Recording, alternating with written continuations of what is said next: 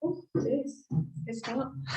Hello, my name is Nairi. I am from Brighton, well, living in Brighton, originally from Wales, and I've written a song called Choke, based on how much I disliked Hampstead Heath when I lived in London.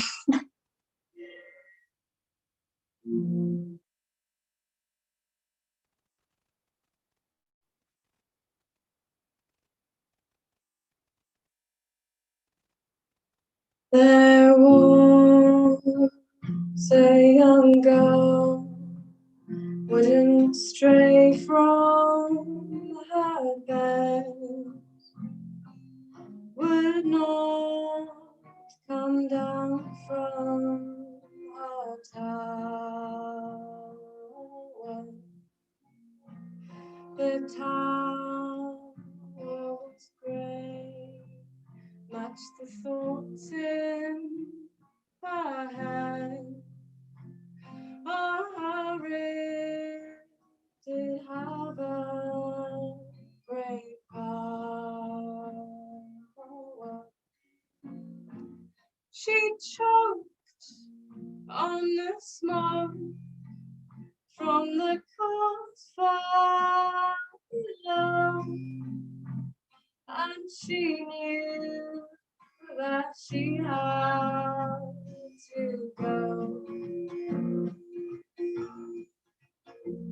The city she thought would push her to be all that she'd ever wanted, with long shiny hair, a sharp suit to blues, and shimmer of charm over all she did.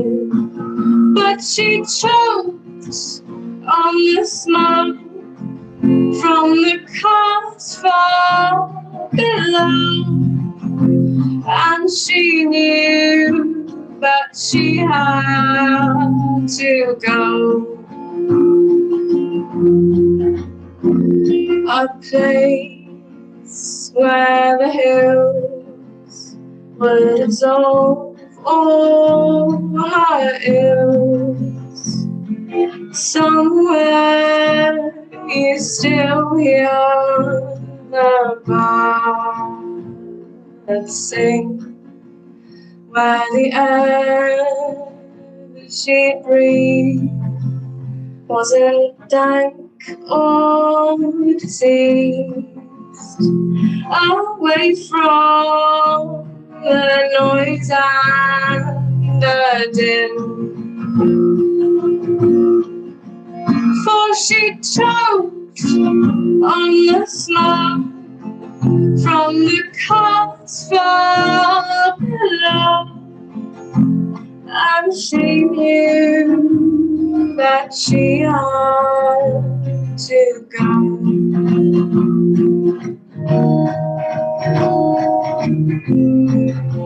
So she did. Thank you.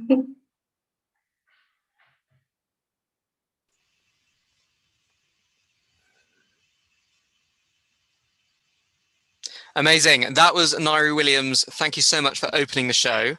As you can tell, I have some quite interesting atmospheric lighting. My name is Rohan Gotobed, and I am curating and hosting tonight's Sunday session, which is entitled Out of Nowhere. It is going to be a celebration and a showcase of some incredible rural and semi-rural artists from all around the UK. And what we've been doing over the last couple of weeks is coming up with some really exciting stories, poems, monologues, and a song that are inspired by certain folkloric legendary stories from across the UK, but also some of the concerns, anxieties, fears that we all have about, living around the country. So you're going to have some fantastic acts tonight. It's going to be really, really exciting. Obviously, I'm also very grateful that everyone's decided to forego their very sunny afternoons to join us. When I first imagined doing this event, I was picturing us all gathered around a campfire, maybe with toasted marshmallows and hot chocolate. So if you do have any toasted marshmallows or hot chocolate, get them ready, because the next hour is going to be fantastic.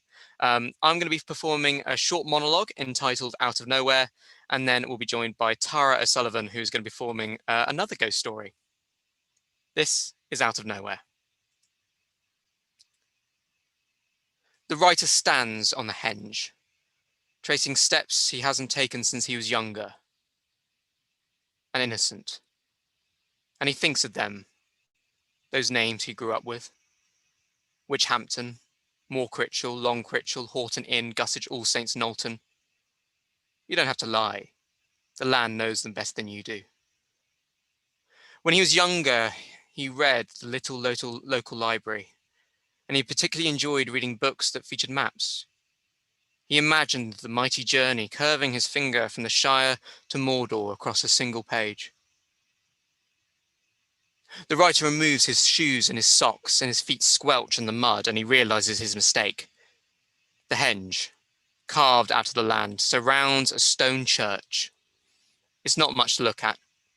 It's not much to visit. But there's something there, unseen. The henge was made by the writer's ancestors. Potentially, he has no idea really, thousands of years ago. And the church itself was built by the Normans, who may or may not have also been the writer's ancestors, just a couple of thousand years later. One faith dominates another. One culture dominates another. The spirits here are confused, and in their confusion have turned to anger. Witchhampton, Moor Critchell, Long Critchell. When the writer grew up, he'd heard stories. People scared of unearthly lights and sounds here. People stopped coming once night had fallen. He's a braver man. The spirits here are confused, and in their confusion have turned to anger. There's someone else in the circle. Probably a tourist. They keep their distance. The writer lets them pass. Horton Inn, Gussage All Saints, Knowlton. How do you reconcile yourself to the fact that those names are old, but their relevance is waning? He staggers to the middle of the church. It's ruined. The air is sharp, almost icy. He looks around him.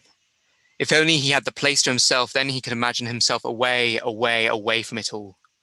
Back to those days of innocence, when the world was there to love you. Maybe there's a chance.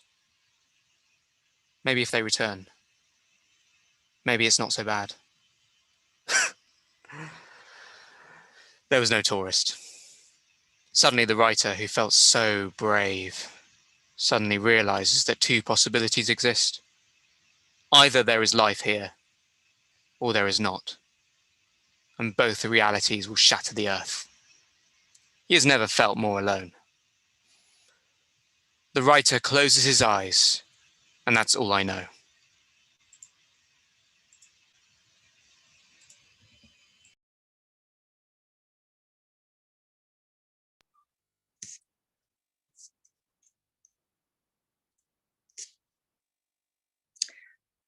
Hello, I'm Tara O'Sullivan. I'm going to be performing a ghost story. I'm currently based in Norfolk, so it's kind of like a Norfolk ghost story. I hope you enjoy it. Some people say you can only see ghosts at nighttime because the dark plays tricks on our minds.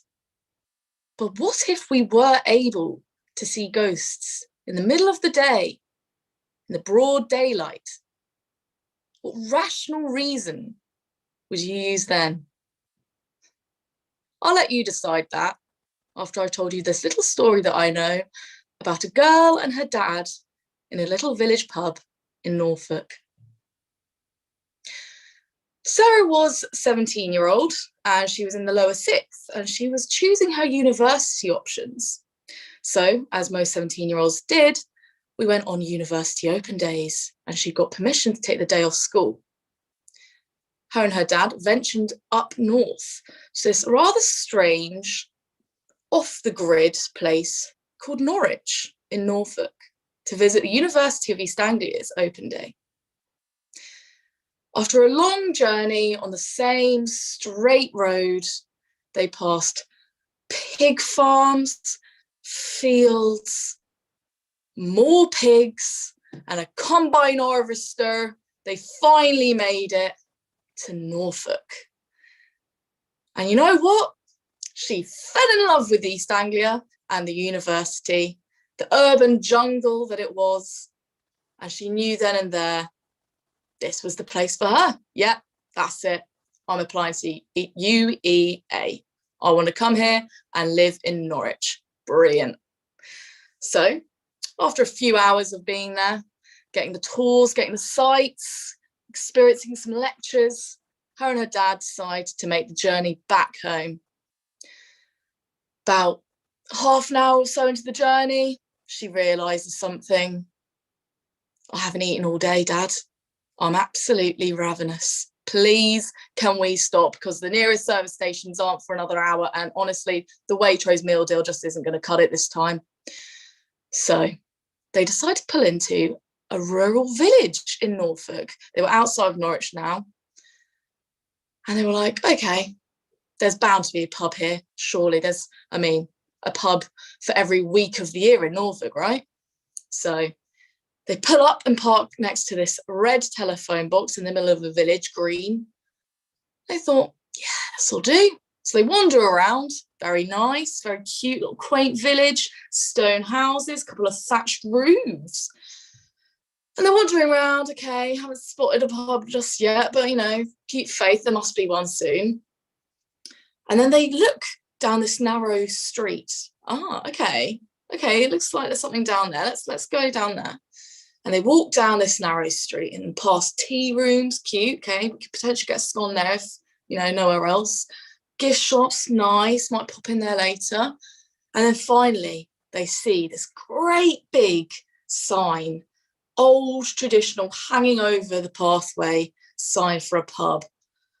Yes! They're thinking, yes, pub grub, get in me, this is it. Now, this pub, it did look a bit out of place, and they did note this. It was slap bang in the middle of two pretty modern looking buildings, one of which was an estate agent's, important to note.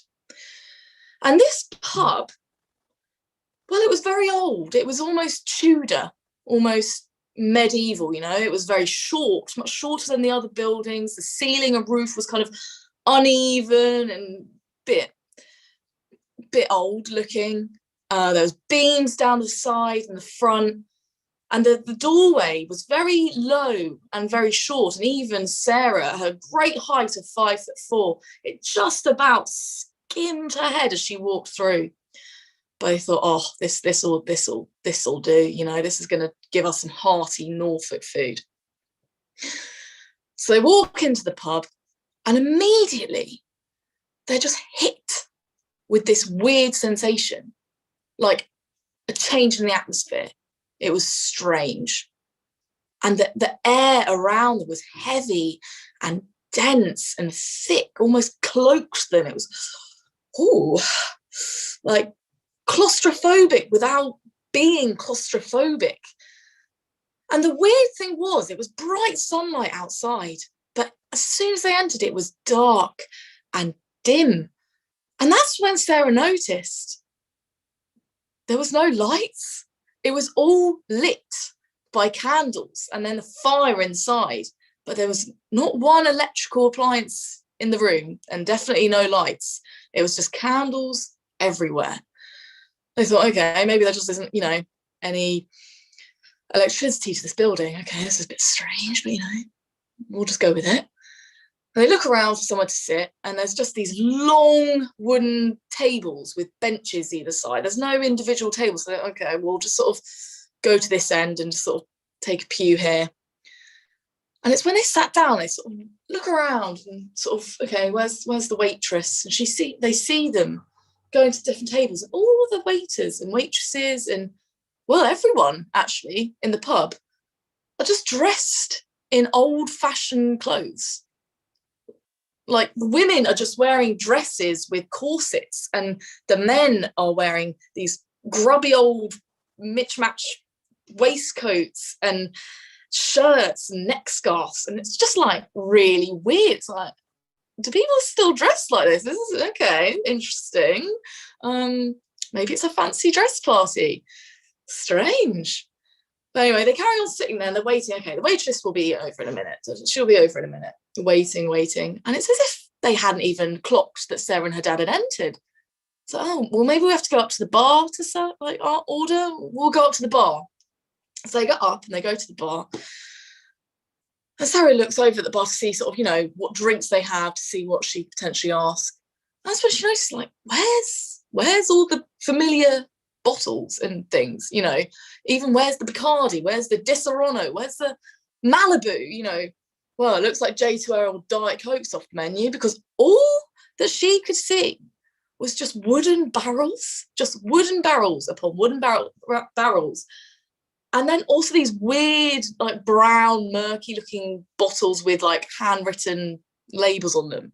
Nothing familiar. It's like, oh, okay, we're gonna have to ask the waitress, you know, what they have, because I don't know what any of this is.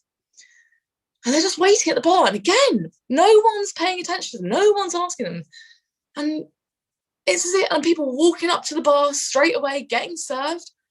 Why aren't we getting served? And in the end, the dad's getting a bit frustrated and goes like, right, I'm gonna have to try and be, excuse me, hello, excuse me, I've been waiting here about 10 minutes now. Excuse me, I've been waiting here longer than that person has. Excuse me, hello, excuse me.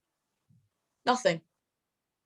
The bartender, it doesn't even register that Sarah or her dad are there. Like, can't even hear them.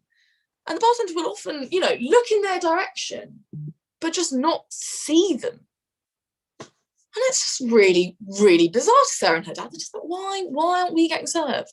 And that's when they think, oh, maybe we've disturbed a private function. Maybe this is like, you know, a fancy dress, maybe a film set. I don't know where the cameras are, but like, surely like that we must be interrupting something, and we are coming across really, okay, we'll just, you know what, we'll call it quits, we'll just leave, because this is just becoming more trouble than it's worth, and I am starving. So they turn to go and leave. And as they open the big creaking front door, that's when Sarah realizes, I haven't heard that door open once since we arrived. And that's true. No one since they had arrived had entered or left that pub. Weird, bit weird, but oh well, you know what? They're not even going to think twice. We'll just call it quits. And they left, and they got in the car and they just drove. And yeah, they ended up at the Waitrose at the service station with a meal deal, and it was really quite unsatisfactory. Cut to about 6 months later. So Sarah had applied to UEA and got an audition, an interview to study there. Woo! So they're back in Norfolk, her and her dad, for her interview and audition day. And she does it, and it's brilliant. Her Lady Macbeth was a bit touch and go, but it, you know, it all went smooth in the end. After then, they get back in the car and they're driving home, and they thought, oh, you know what? Should we check out that pub again? You know, the one we tried to go to, see what that was all about, and ask the people there, like, what was that? You know. So they park up at the exact same spot outside the red telephone box, and they walk to the same street, and they walk down it, and they clock, there are the tea rooms, there's the gift shop, oh, there's the estate agents that it was next to, and there's no pub there. What? Where's the pub? Like, what? No, this was where it was. It was the estate agents, and it's opposite the tea room and the gift shop. Yeah, this was where the pub was. It was between the two buildings. The pub was between the two buildings. Where is the pub? There was just nothing there. There wasn't even a building. There was just a gap in the path. Where? What? What's happened here? So they're just sort of, wow, there might have been a fire. What's happened here? And then a man walks down the street past them, and Sarah's dad goes, oh, excuse me. Sorry, do you know what happened to the pub that was here? There was a pub here, wasn't there? And the guy goes, what pub? And Sarah's dad goes, well, there was a pub here, because, you know, a few months ago we came, and there was really, really old, like small but very old you know, quirky little pub. And we went in it actually, and you know, we couldn't get served because I think there was a party or an event or something going on. But yeah, it's not here anymore. Like, what happened to it? Where was it? What's happened? You know, was there a fire? And the guy goes, "Nah, I think you've got the wrong pub, mate. No. It was definitely here. And, you know, we came here just a few months ago. Nah, mate, I've lived here in this village for over 40 years.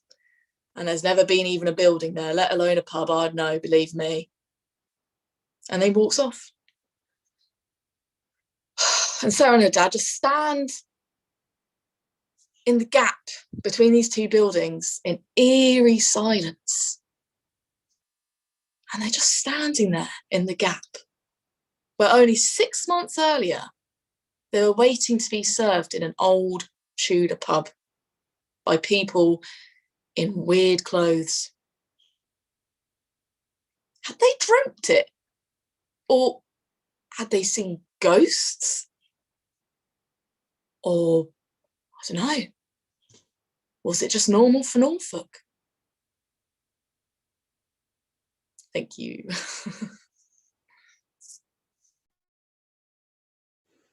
This is a poem based on the legend of Old Dewar, that's the devil, who terrorises Dartmoor at night with this pack of wish towns from Wistman's Wood, and drives travellers to their deaths as they fall off the top of a craggy peak called the Dewar Stone. Death at the Dewar Stone. As night comes a-falling, beware of the call of Old Dewar, his lure toward death. He roams through the tangle of tall stream of bracken, menacing mantle of dark broken peaks. He'll watch as you wander amongst moss-shrouded branches, seeping in moonlight, looming your fate. That poor lonesome way, the wish towns come rushing like sediment crashing over craggy remains, unleashed from the grip of Old Dewar's tight reins. They'll haunt you and hunt on a dash to the crest of the Dewar Stone, cloaked by the smoke-mottled boulders, bathed in the hazy white mist of the stars. They'll not sit to rest till that wayman has leapt from the highest of ridges to flee wetted jaws. Still the hounds will pursue even if he should live, once nestled in fern at the base of the rock. They'll tear through his flesh, attesting his death at the hands of Old Dewar, who still scours the moors, seeking the lowly who dared to explore, ensuring their graves in that dank mangled heap at the foot of the Dewar Stone.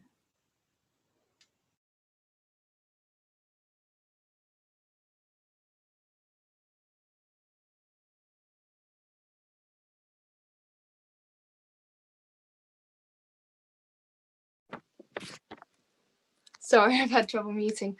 I'm Connie, I'm from Norfolk as well, and the poem I'm going to be performing for you today is The Hanging Tree. It stands, spider-like, spindles split and stuck out as sharp splinters, toothpicks for giants. A faint pockmark on the landscape from afar, but closer, a scabbed over scratch, which will scar. The story of the hanging tree, where to start? Its tail being as twisted as its branches, almost impossible to pull apart. A man was divorcing his wife of many years and had had enough of all of the heartbreak and tears. So he walked to the tree where the children on climbing ropes swung and took hold of one of the ropes, and it is said that passers by the tree at night, after the sunset has devoured any light, glimpse a shadow, then the squeak of a rope can be heard. Take my word for it, and don't walk by in the dark, for the stark sight will drive a jelly terror into your heart. Laugh, if you will, have your fill of mocking, but then be prepared for something to come knocking. Just consider the truth in this, and listen. For if, walking by it, you see two yellow orbs flicker and glisten, tell me then that what I speak of is nothing, for even the most dim-witted of fools can sense the danger and the unsaid rules. A lead blanket of death surrounds it, and the grim reaper has set up his skeletal camp around it.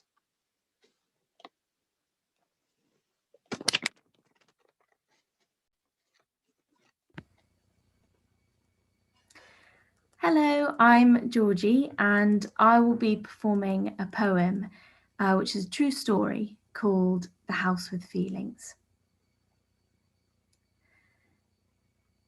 Imagine a house in the middle of the world, in the middle of nowhere where only air ever swirled. No light pollution, no air contamination, just you and the moon before hibernation.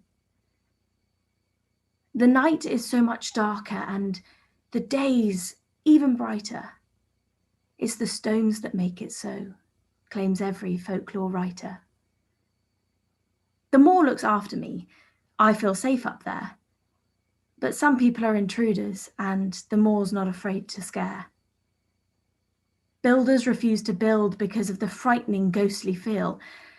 So it took the right type of person to agree to shake on the deal.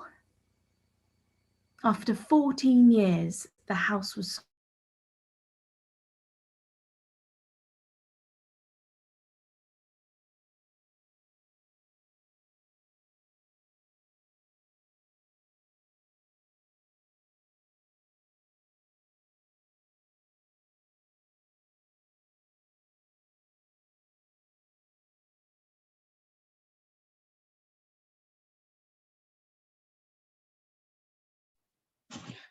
Hello. I'll be performing, reading out some self-written work that I've done, and yeah, it came out of nowhere from me, just in my head at night when I wrote these. So this one's called Pompeii. The silence before a tsunami, the stillness in the eye of a hurricane, in the eye of a predator. Quiet, quiet in chaos, in pain. It's gaping. Emptiness is heavy. Hold it. Carry it with you. Be alert. Be calm. Be afraid. It won't be silent for long. Is that worse? Thank you. That was my first of 3. My next one is about a star in the sky called Betelgeuse. It's in the constellation Orion, which is visible in this night sky. If you want to look out for it, you can see it. So this is to Betelgeuse, one of my favorite stars. Huge, hot, burning with fire, heat, destroying the literal fabric of the universe to power your light. Your energy released spreads further than the mind can contemplate. Light is turned to years to measure your reach. Running out of resources, you have less, but it makes you expand, burn brighter, become bigger, taking up space when you have nothing on the inside left to use. Yet your flames stretch wider. Why? You're burning up your own mass now, eating yourself alive until death. A death like yours is something I want to leave behind one day. A release of power in one big blow that quakes the cosmos, every atom quiver. In your death is a nebula of life. Thanks for holding out. Thank you. And for my last reading, be looking at the inside of my brain and my head. Yeah, that one's called Beetlejuice, if it needs a name. So here's this one, the last one. Thank you. Don't look inside my head. My brain is tight, full with anxiety and thoughts that cause and help me cope. Just don't look inside my head. It's bloody and it's messy and my mind meat is so heavy and it weighs down on me. It's getting harder to lift up my head. I can go in alone, but it's not lonely. I have company. You are there, my love, is there, you. But my fear is there too, so you cannot enter my mind. Although that's where I've placed your face, in every corner of my brain I see you. So be in my brain, but stay away from my heart. Just don't look inside my heart. Thank you.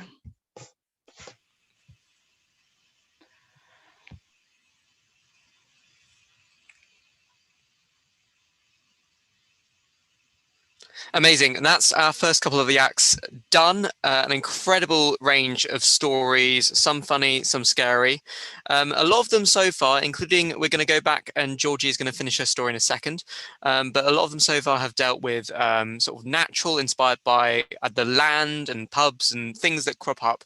And after Georgie's story, the next couple are going to deal with water and the rivers that run all throughout the country. So you've got that to look forward to. But yeah, I'm going to pass it back to Georgie. The ghost didn't get her. She's fine. She's going to continue.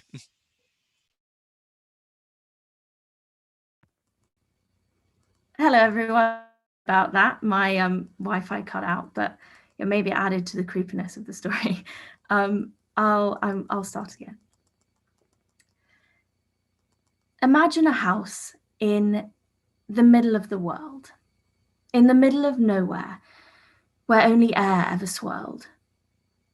No light pollution, no air contamination, just you and the moving figures before hibernation. The night is so much darker and the day even brighter. It's the stones that make it so, claims every folklore writer. The moor looks after me. I feel safe up there. But some people are intruders and the moor's not afraid to scare. Builders refuse to build because of the frightening ghostly feel. So it took the right type of person to agree to shake on the deal. After 14 years, the house was sold. My childhood memories like little pieces of gold. Then a big farewell party took place, with sparklers and goodbyes to this special space. But the house had another surprise in store for us.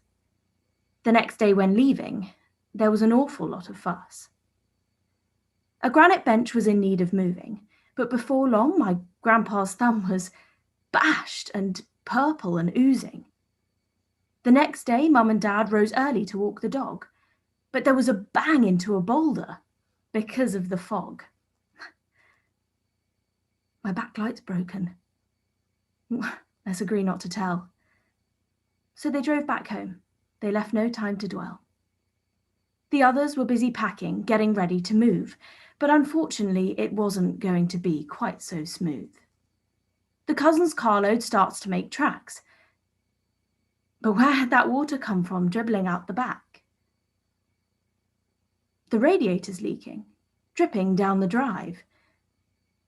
That's the second car to have a hiccup, out of all 5. The skip was in need of moving to remove all of the waste, so my dad moved his car to make a bit more space. The garage door got in the way and whacked the bumper fast. "It's now completely dented," screamed Holly, standing there aghast. The next bunch are ready to leave, but bizarrely my grandma felt the need for speed. She reversed up the road, ripped her bumper off, and was towed. With 4 cars down, the world seemed funny. The sky went grey and not so sunny. We made our way home after the AA got involved, but it seems that not all was completely and utterly solved.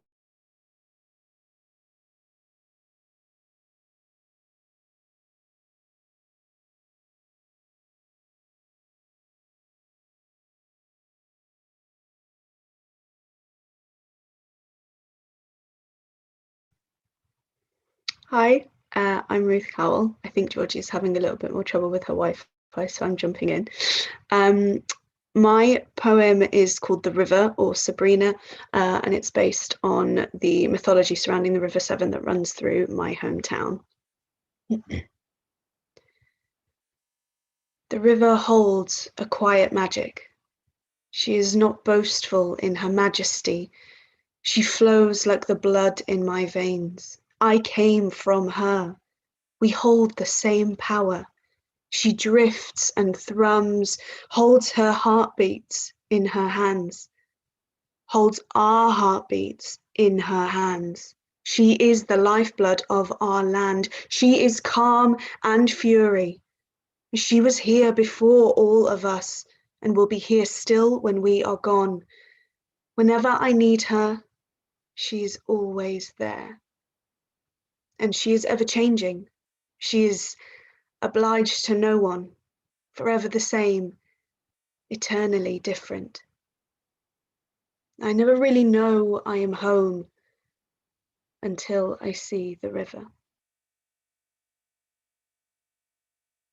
Thank you.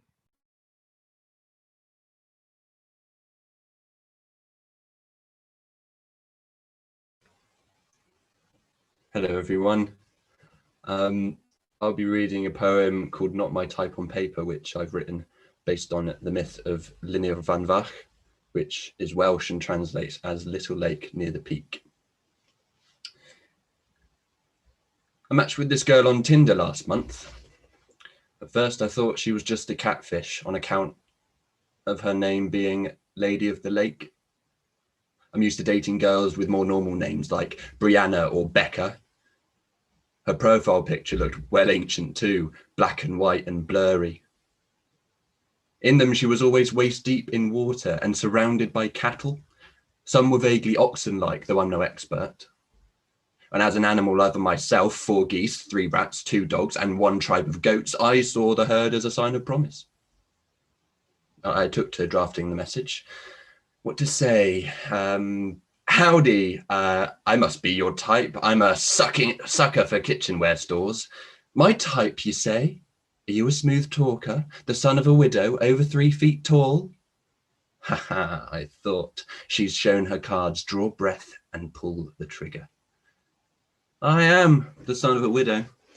And as you brought it up, I am taller than that which you name, 6'2.5 and a quarter. I found it peculiar how precise she was about the height of whom she could court. She said, in the mythological industry, I'm often approached by those pilgrimaging from rainbows. The mythological industry, I replied in fascination. What, do you hunt vampires like Van Helsing, or are you on the more R&D side, rummaging through archives at the British Library? She replied with the rolling eyes emoji. I took the hint. Finally, we organised to meet at her Lakeland at noon on Saturday. The forecast predicted strong gales. I went prepared in waterproofs head to toe and a selection of tins from Stella to Tisky, both of which she hadn't heard. I asked her if she liked Buckfast. Her eyes glazed over and she went back to picking the algae, which covered her legs. I resisted commenting on the nauseating effect this was having. Had she not been disciplined as a child for picking things, nose, fingernails, scabs, or beans from the neighbour's garden? Well, aside from that, we actually got on all right. We raved about the panoramic views and Chappelle's latest Netflix special. And then we got onto the meaty stuff, like snog, marry, avoid, body counts, previous partners provoking practices, or PPs, as it said on my CCs, conversation cards. As we chatted, it became clear she had a long and great history with men. Arthur, Lancelot, Merlin, to name but a few. Names I thought I recognised, but I couldn't remember an Arthur, Lancelot, or a Merlin in my school. Maybe they went to St. Mary's. I made a note so that I could ask my bro when I got home.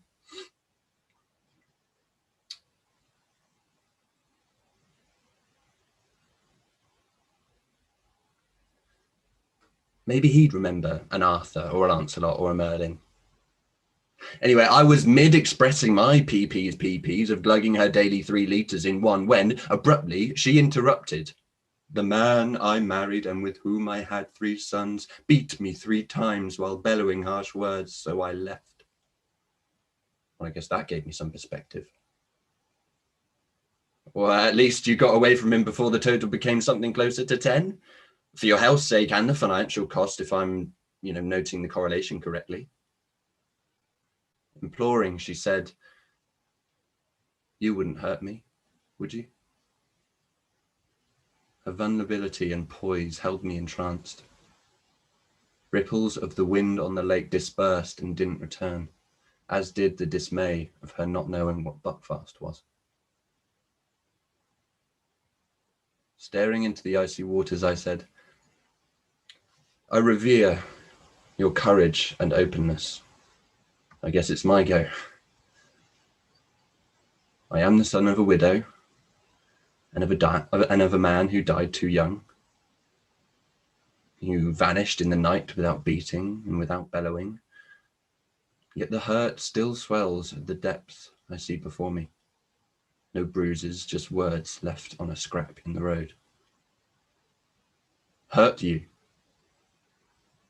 No, I am not strong enough for that. Jesus, she said. Thank you for your courage and openness. But a simple no would have been fine. The dates got better and a little less intense from there. She said I could call her Lady for the sake of syllables. A few Saturdays on, we went canoeing so that Lady could introduce me to a new friend. Oh, down the Wye we went. She insisted she go and she insisted she go at the back and steer, despite that being the true position for an experienced canoeist. I had to imagine her hair blowing in the breeze as we paddled. After an hour or so, we stopped on a secluded beach, waist deep amid the flowing waters, hands behind head, releasing my tisky-filled bladder. I shouted back, "So when are we meeting your friend?"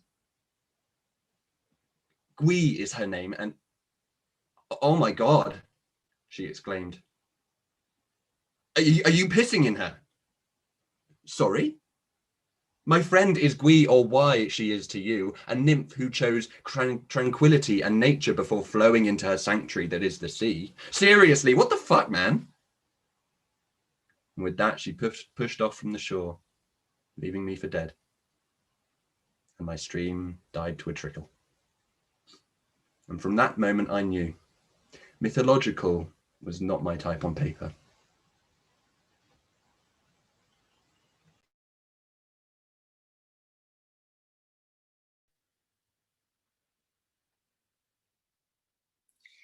Hi there, I'm Catherine, and I'm going to be reading a monologue that I've written called River at the Bottom of the Road. Yeah, there's nothing here. Yeah, there's not much. I mean, I can count all the places in this village on one hand. No, seriously. We've got a co-op, we've got a fish and chips, we've got a Chinese takeaway, an Indian takeaway, and a pub. And a post office. All right, that's two hands, but you get the gist. Yeah, there's nothing here. Well, apart from a couple of boats and a road. So that's good. Actually, no, thinking about it, there is the Crouch. Yeah, and that's kind of nice. Yeah, you see, if you follow that one road through our village, at the bottom of it, there's a river. Exciting, right? Yeah, the thing is, like, the River Crouch, you know, it's tiny. Compared to its older sister, the Thames, yes, it's not eye-catching. But if you wanted a quick getaway route, well then, you know, this is the perfect back door into the rest of the countryside. You see, this river, it has stretched out across time and it's become this deep and dark figure in these parts. Like a snake, it curves its way through the entirety of Essex and it makes its way out into the North Sea. At high tide, it hisses and then it spits out boats up into the banks, or further still, up into marshland. Flat, Iron Age fields flank the river the further west that you travel, and smouldering Roman conquest stick out in the muddy basin at low tide. Remnants of what once made a community resurface, reminding us of what made this place that's now got the one post office. The water holds history here. There are stories deep beneath the river's glassy surface, settled after hundreds of years of currents and rainfall that have been forgotten, caught in undercurrents or dug up by the oars of rowers gliding across the river. Even the clay from our banks have built the homes of the East End, and plague cottages line the river, reminding us of a not-so-distant past. From ferrymen, fishermen, bowmen, beaker people, and highwaymen, this river has hosted the figures that worked in the long shadows of the past. Some say that Turpin used these waters to smuggle contraband out of London, with watchmen lining the banks, hiding under the darkness of night, pistols poised. Small dens and hideaways were cut into the sides of salt marshes where cargo and secrets were hidden.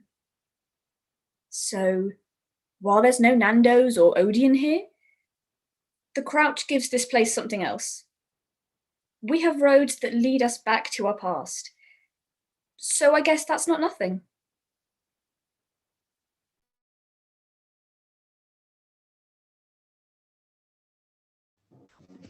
Hi, I'm Annabelle. I'm going to be reading a short story. It became a weekly occurrence, driving along the ancient highway dividing the ghost town of Thaxted in two. Today, light spatters of water littered the windscreen, and lamp streets created shadows watching us as we went by. The house was always the same, always there, its black eyes interlocking my own, drawn by brown mottled curtains, and its cracked, flaky skin stained with strips of timber. It happened every time, only for about 60 seconds. I would stare and my eyes sting. And the street lamps would yellow, a skirt erupt from my waist to the ground.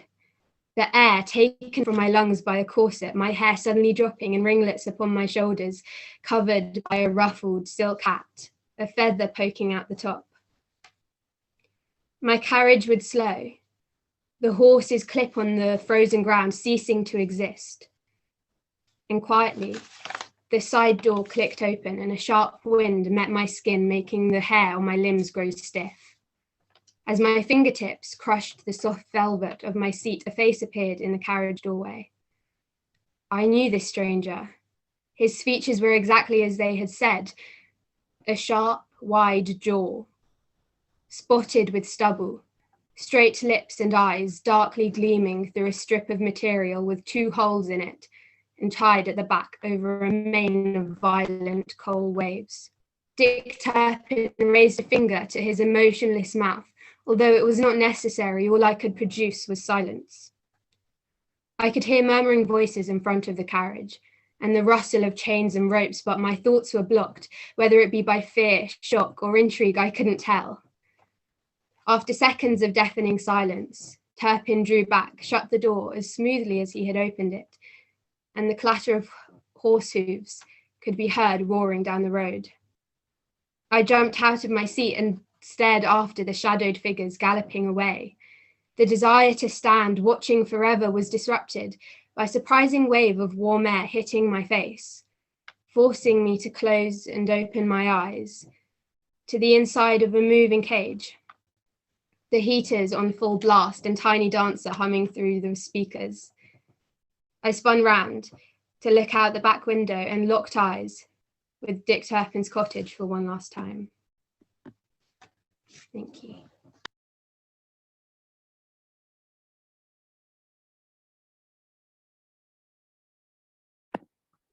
Hi, I'm Caitlin, and I'm going to be reading a poem about a famous counterfeiter called King David Hartley. He must have been thinking, when maybe he was looking down at a single coin in his palm, the marvel of money in his hand. How much value and power held this glistening golden circle?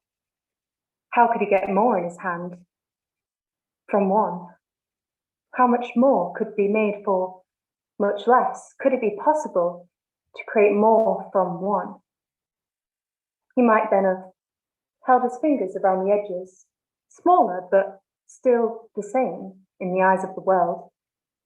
If those parts of the coin were not necessary to the value, then why waste them?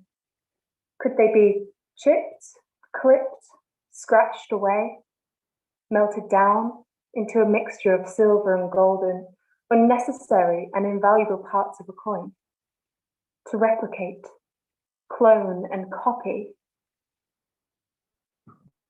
Perhaps he was thinking of that moment, that thought, that dreaded genius thought, the thought that put the noose over his neck, the thought that made those coins fall as he did into his grave. Thank you.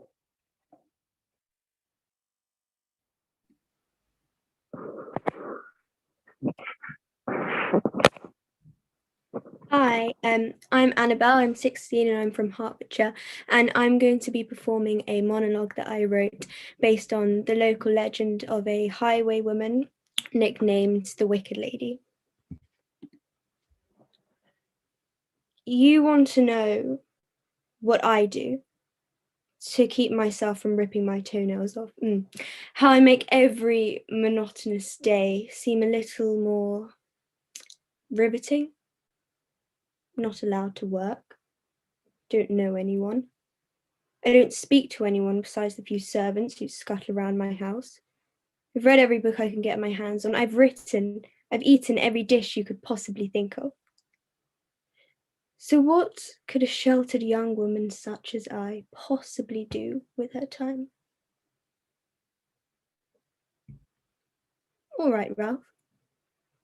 I'll tell you, if you insist.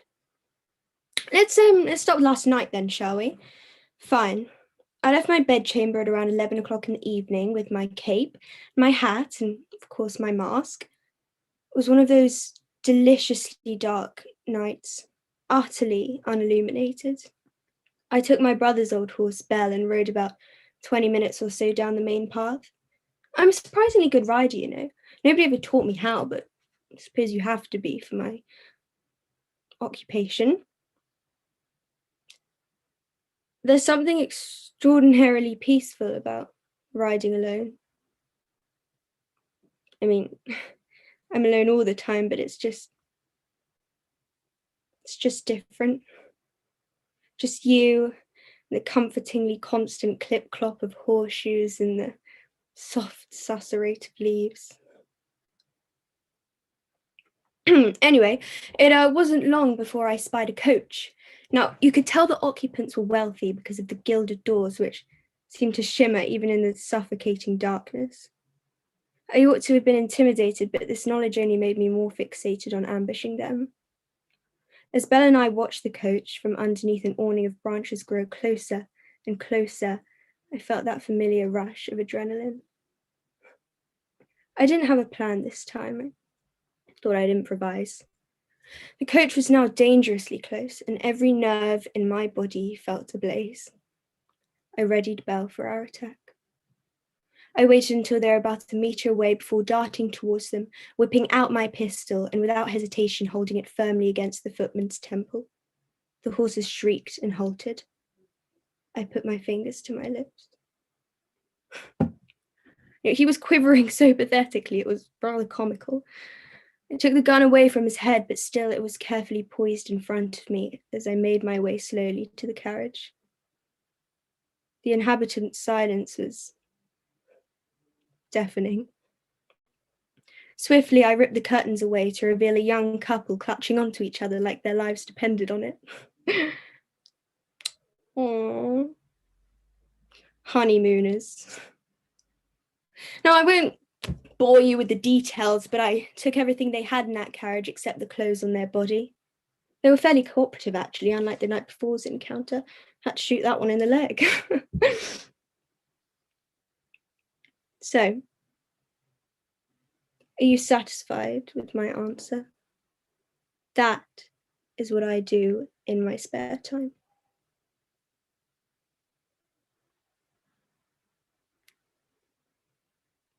Oh, Ralph, you should see your face. You look quite ridiculous. I'm assuming I'm a magnificent liar. You know, perhaps I should write a novel or something. I just think you actually believe me. But I wouldn't dream of committing such heinous crimes, especially as a woman. God, can you imagine? How unladylike. How wicked. No, like I said, I wouldn't even dream of it. Thank you.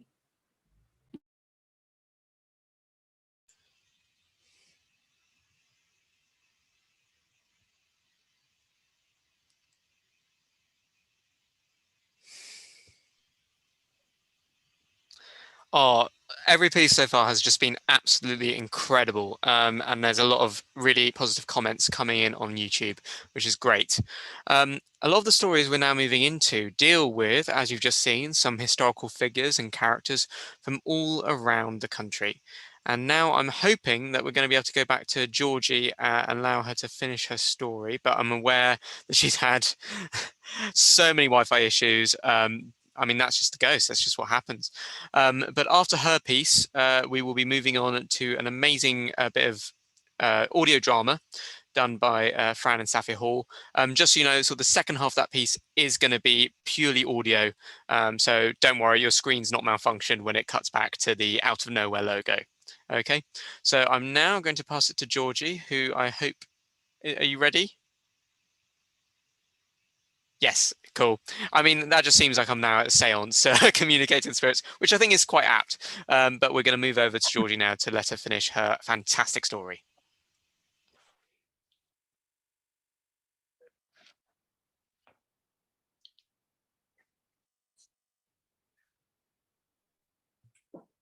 Hello, everyone. Sorry about my Wi-Fi. I think the ghosts are taking over the laptop. It's nothing I can control. But I'm going to go from halfway through, so hopefully we can finish it off this time. My uncle left in the early hours before anyone was awake, but we weren't aware that this wasn't coincidence, but in fact, all down to fate. The fifth car was my uncle's van. With signs of people leaving, the house wasn't a fan. A few months later, a call to see how they are. After the day we had, did they get home safely in their car? But the fifth was doomed too. After a big blowout on the M32, they retold their story, completely unaware of the other car mishaps that had happened down there. Oh, we had an awful trip back. We swerved from a car and that was that. Interesting, claimed Mum. Did you hear what happened to us after Dad bashed his thumb? My mum recounted the tale of the day, and my Uncle Rob couldn't believe what she had to say. Colin was our local Devonian who looked after the house. He helped us keep it in order and sorted out that blessed mouse. But why is it that the convoy found themselves in such a mess? The house didn't want us to leave. It was putting us to the test. But Colin always knew that the house needed to grieve. And that's because the spirits never wanted you to leave.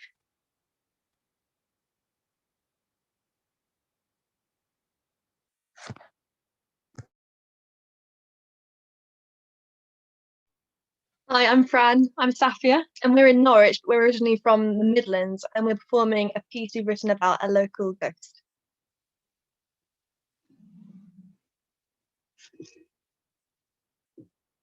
Lavender's blue, dilly-dally, lavender's green. When I am king, dilly-dally, you shall be queen. I won't leave you, my darling. I shan't. I will wither here with the lavender. How I used to love that scent. Walking together in the garden. Those days. Summer.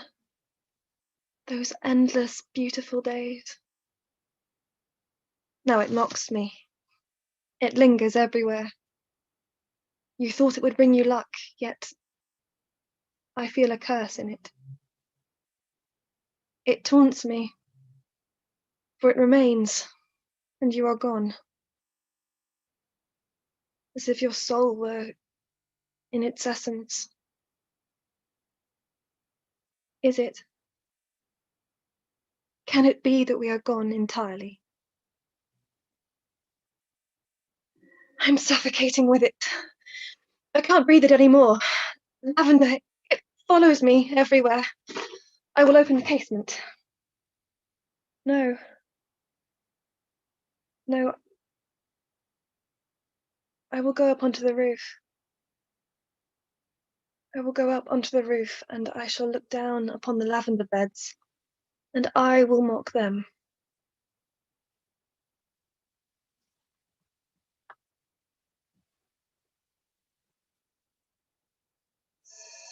Hey. Hello? Can you hear me now? Sorry, the signal's rubbish. You know, I'm starting to think this is a bit...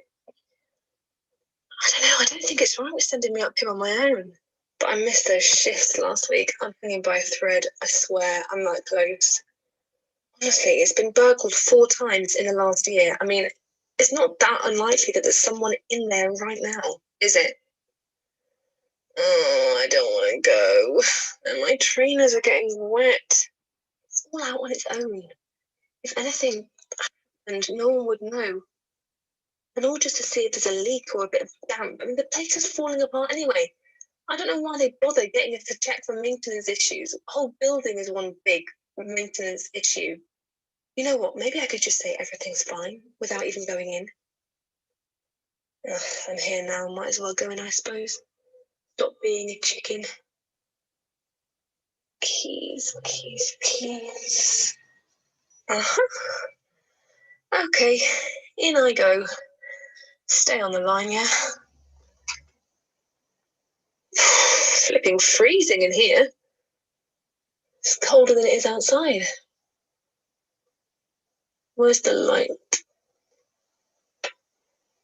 Okay, the switch is... Great. The lights aren't working. Did you hear that? Sorry, of course you didn't, but I thought I just heard. No, nothing. Sorry. It really is pretty dark in here. Nice though. Oh wow. Sun staircase. Bet this was amazing in its day. Funny smell. How does a place like this end up empty? I don't get it. I'll move in if it's going. No, that really, there really is a noise. Okay. Yeah, it's quiet, but it's might be rats. No, I should have a look. They told me to look out for rat problems. Yeah, I think the rats might be in the ceiling. It's coming from above. Yeah. Okay, up the stairs we go. Got another waft of that, like, perfume. Like, why can't I put my finger on it? That's so annoying. Come to me. Yeah, there it goes again. Scratch, scratch, scratch. It's over here somewhere. In here, maybe? I don't know about this. It'll just be mice or something, right? Bats. There wouldn't be anyone in there, like, mid-theft. There's alarms and stuff. The alarm would have gone off. Okay. Okay, I'm going in. If I die, please keep my pig slippers. It's a bit stiff. Yeah, no one's been in here. It still feels like it hasn't been open in years.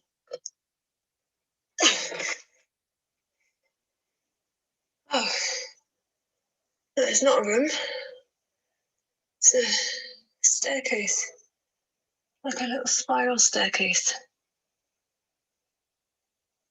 Hello? Sorry, I thought I heard like someone coming up behind me. Like, I'm going to keep going up, okay? Stay on the line. Looks like it goes up to the roof. Maybe. Shit. I can hear that. Doesn't sound like rats. Okay. I'm just going to keep going up, okay? Oh, that's weird, that smell. Strong. Lavender. What's this lavender? Okay. No, I can hear there is someone behind me now. I swear. There is someone coming up behind me. Can you hear me? Shit. Can you hear me? Down here, please. With someone. Can you hear me? Lavender's blue, dilly-dally, lavender's green. When I am king, dilly-dally, you shall be queen.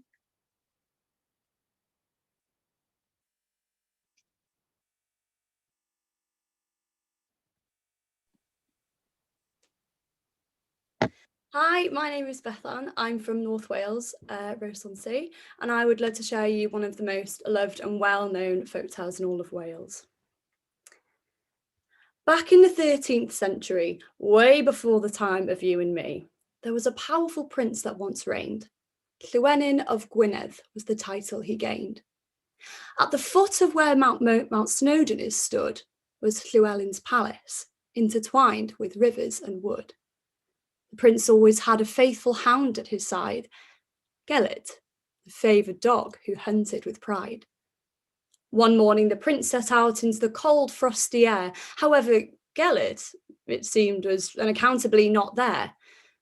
The sun settled down as the prince finally returned, but his eyes slowly widened and his stomach churned. Llewellyn's infant son's cot was overturned. Oh, to hold him in my arms the poor prince yearned. Llewellyn searched frantically, his eyes began to flood when Gelert jumped to greet him, his mouth dripping with blood. Gelert, my son, how could you do this? He cried. And the prince plunged his sword into the fearful dog's side. In a twisted harmony as Gelert began to die, his final wails were met with a baby's cry. The prince ran over, and to his pitiful dismay, the body of a wolf was near where his crying baby lay. He saved him. He did not kill. How could I be so wrong? Doing right by Gelert could simply not be prolonged. Llewellyn buried Gelert to be known as loyal and brave in the small town of Bedd Gelert, translating to Gelert's grave. The town soon heard of the tragedy, the grief arriving in due course. Llewellyn would never smile again, his heart enveloped in remorse. Where I'm from, we have quiet countrysides, serene mountains, and the most vast untouched woodlands, all still, all quiet. But in our blood, at our pulse as a nation, there are stories and legends that we are built on, and they ring as loud as ever. Thank you.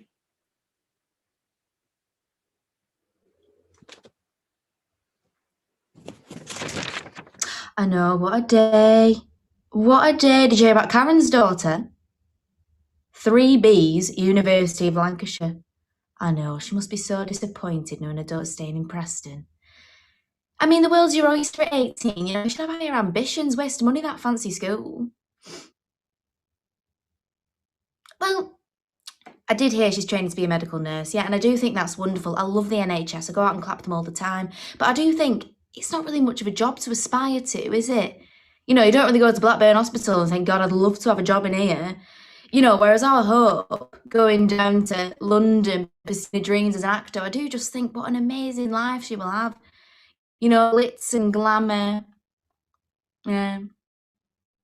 Anyway, how's your Ben doing? Leeds, that's nice. Did not hear back from Oxford? Oh, what a shame. No, I just thought it'd really suit the lifestyle down there, you know, the kind of interesting, intelligent, beautiful people that you meet down there. Well, yeah, my husband went to Oxford Brookes, so. Yeah, well, we've actually just got Matthew a private tutor for when he's in this position. I know he's a few years off yet, but his teachers are saying he's picking up the alphabet and numbers really quickly, so we're quite hopeful. Another one out of nowhere to the big smoke one day, you know.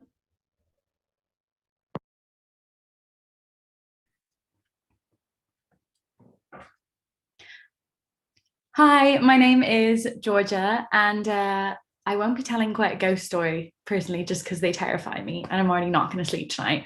But this is a story about a recent legendary place I found. So you're welcome to keep the screen on or close your eyes and just listen. You don't really see a lot of salt or cotton anymore. I mean, you used to see it all the time in Chalk Sound and Thompson Cove, even sometimes in Discovery Bay, I think. But that was when we were a lot younger. I think it's fair to say that we never understood what it represented, you know, what it meant. It's a small island, it's 38 square miles, so the longest drive I knew when I was a kid was 20 minutes.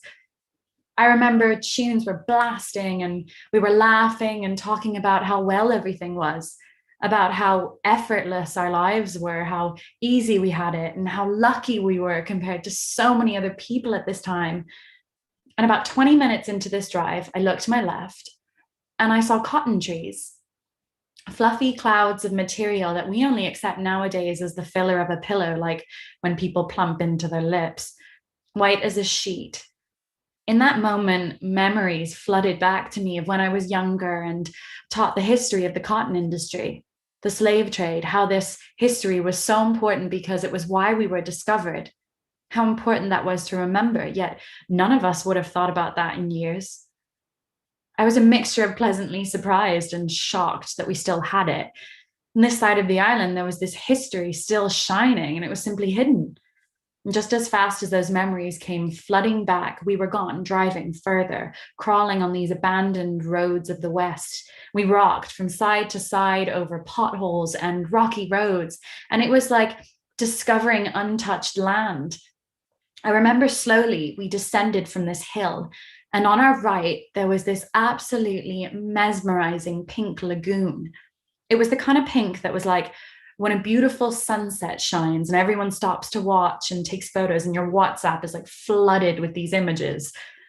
Ella even slowed down the car and commented on how people travel to Colombia to see this sort of pond, this pink water, and here we have it right in front of us on our island in a place where no tourists ever really visit, a gem that we knew nothing about. Oh, and on the edge, around where the water meets the sand, there was this marshmallow fluff of salt. It looked like Himalayan salt that you sprinkle on foreign fancy dishes. Just like the cotton I'd seen earlier, I hadn't seen this since I was a child. And slowly I began to feel pride over the industrious materials this island created.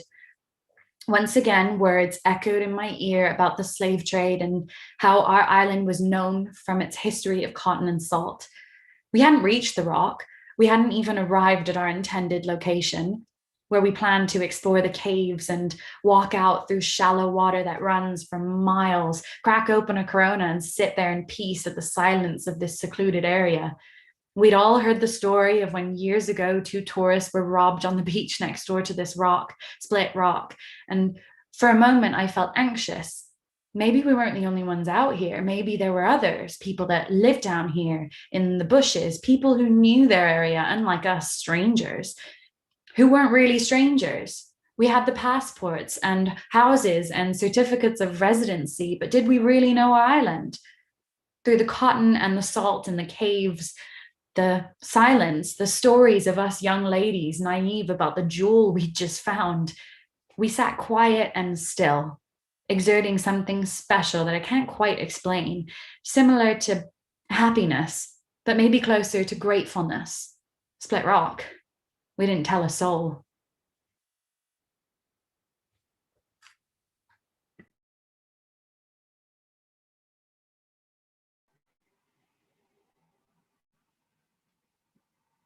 Hi, I'm Priya, and I'm performing A Ghost Talking to a Ghost, written by Zoe Callow, which is about Emma Hamilton, mistress of Horatio Nelson. Beginning alone. This time I will begin. I would like to begin. I am trying to begin. I was here before you. You should know that. Do you know that? Do you still know anything when you're, you know? What I'm saying is I could do it all again. The beginning, because I've done it once before. Because I was me before we met. Before I met, before I meet, I met, meet, met. I meet you in autumn, in the russet red gold of the all change. I am in Naples. I am a married woman, wife to the British envoy. For 2 years I think I was complete.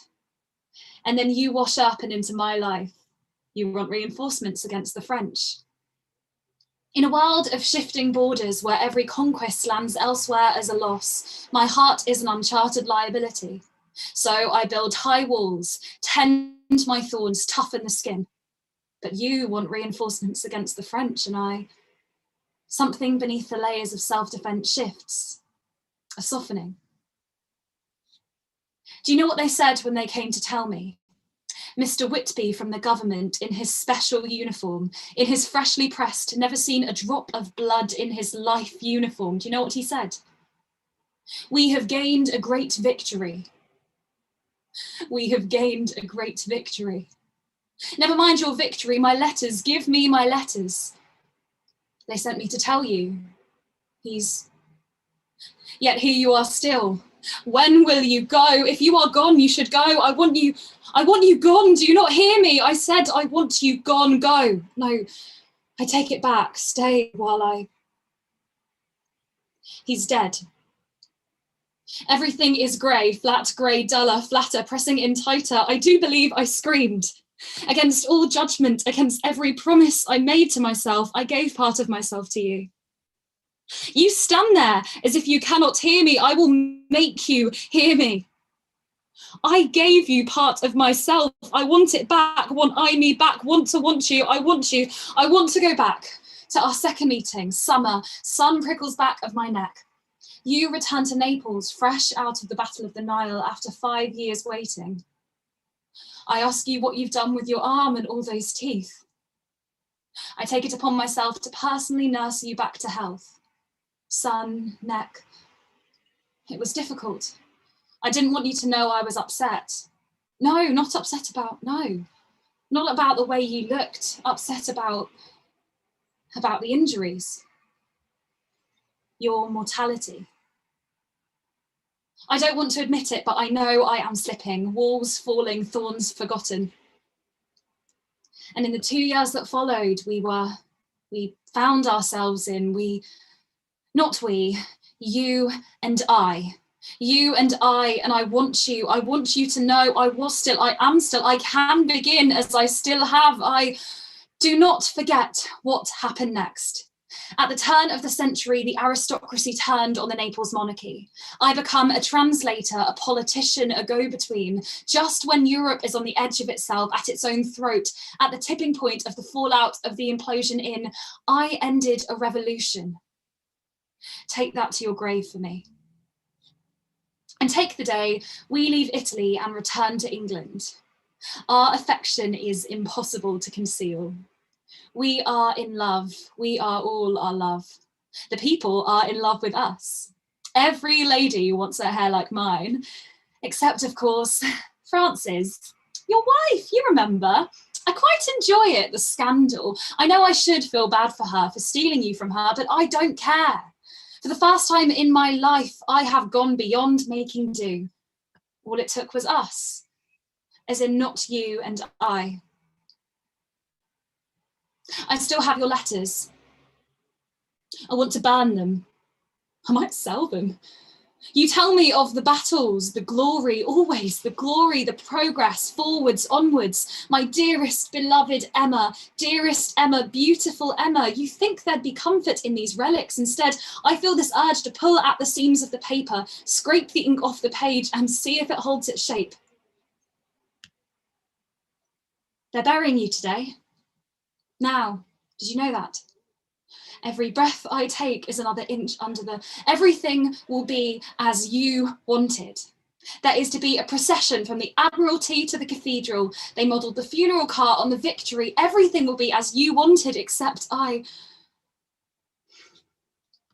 The nation's not so blessed as thee.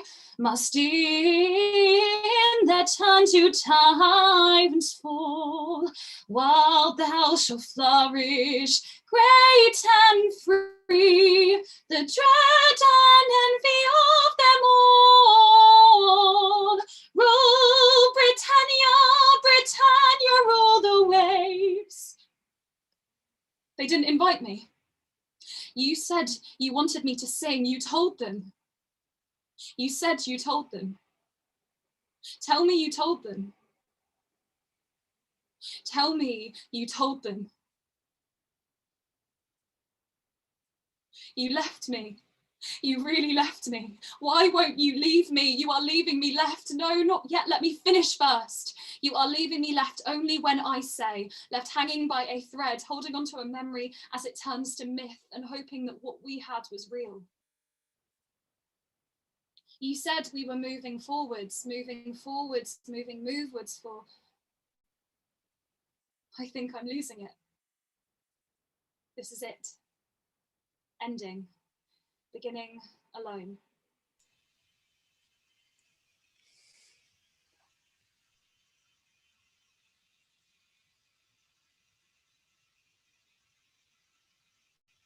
And there was our final performance of this evening's Sunday session. Wow, what an amazing, amazing group of performances we've had all tonight. And yeah, thank you for coming along. Can we have a big gallery to show off our wonderful performers? I also want to say a very special thank you to Orion, who's been stage managing the whole of the event, making sure that all of the Zoom stuff has been incredibly smooth. So thank you so much. And of course, Amelia as well, who has been helping to organize all of this on behalf of MYT. So yeah, can we see everyone now? And I will release the spell and release the torchlight. But yeah, thank you so much for coming along and watching everything. We're going to make sure that this is going to stay on YouTube. And I'm sure there are going to be loads of exciting Sunday sessions to come along next month.